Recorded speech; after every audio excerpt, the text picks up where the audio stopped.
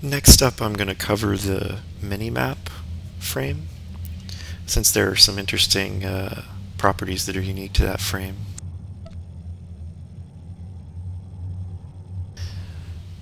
I imagine some people are going to want to put the mini-map up in the upper right corner, which you can do. You can move the quest tracker under it and bring it up there, so that it's a little bit more like World of Warcraft.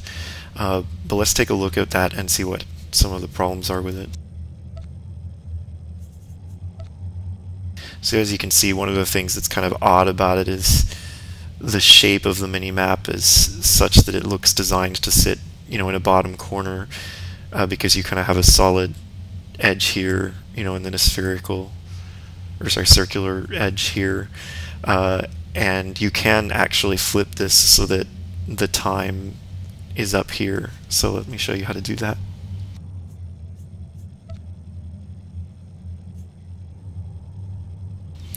There's an option here, flip vertically, and if you check it, the mini-map flips so that the circular edge is on the bottom and the clock goes up to the top.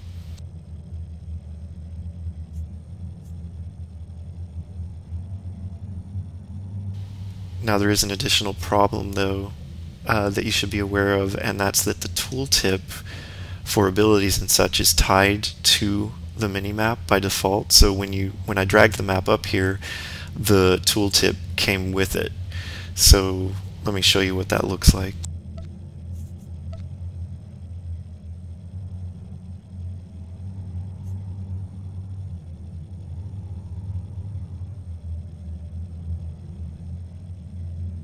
So as you can see right now, the tooltip is actually overlapping the quest tracker, and that's kind of ugly. And in addition, I personally don't like having to look way up there for the tooltip. I'm pretty trained to look for tooltips over in this area from World of Warcraft. So what you can do is separate the tooltip frame from the mini-map so that they're no longer locked together. So let me show you how to do that.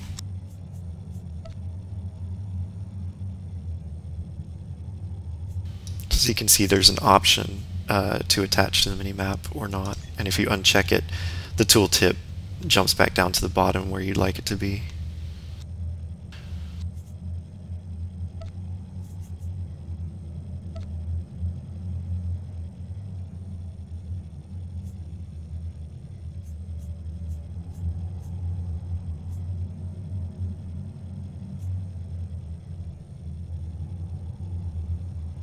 Now I'm going to put all of that back since I actually prefer it the way it was, but for those of you who do want to put the map up at the top, you should consider the vertical flip option and then the option of separating the tooltip if you want it to be down in the bottom right like usual. So the last thing I want to change is the operations frames, and I want to put them in the center since I'm a healer, and I'd like to have them, right under my feet essentially, so that it's easy to do some healing without having to, move my mouse all the way over here like I have to do on live. So let me show you what your operations frames options are.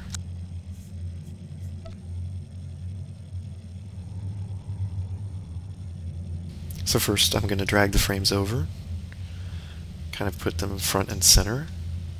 As you can see right now, they're way too tall and overlapping the cast bar, but I'm going to shrink them down so that they fit underneath. Now rather than work with scale on the operations frames, I find it easier to just work in terms of the number of groups you want to have visible and then the health width and the health height. So since we're 16-man raiders, I'm going to say that I want to have 4 groups per row, but only have 4 groups visible. So as you can see, that gets the operation frames much closer to the size that I want. I'm going to raise the health height so that I can actually see the health bars more clearly. And I'm going to shrink the health width down a little bit.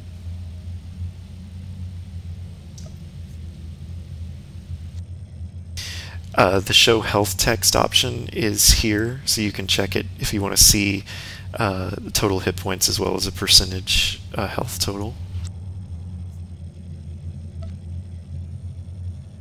And that's operation frames. Now, one of the neat features of this configuration system is that it's very easy to take an existing configuration, clone it, make really minor changes, and then save it as a new configuration. So one of the first things that occurred to me that you could do with this system is have different configurations for your operations frames based off if you're running an 8-man raid, a 4-man flashpoint, or a 16-man raid. So I'm going to show you how to make 2 new configurations for 8-man and for flashpoint running. So here we go.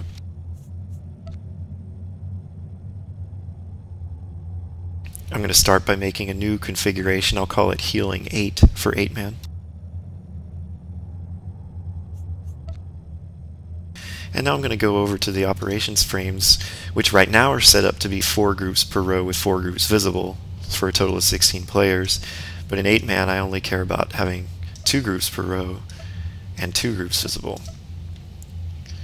And now, as you can see, I have all this available space on the side, so one advantage of 8-man here is I can go ahead and increase the width that I'm using for the health bars.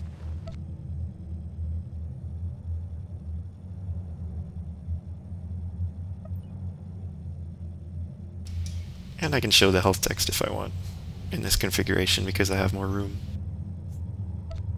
So let's see how that looks.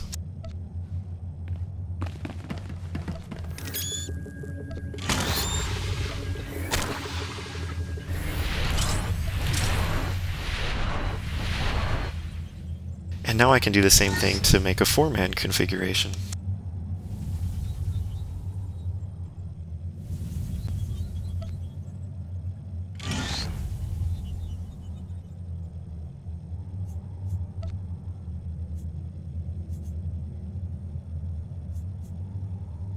I only need 1 group per row and 1 group visible. And I don't feel a need to make these any wider, but as you can see, I now have them centered, so it's a little prettier than, having, just a group sitting down here only on the left-hand side.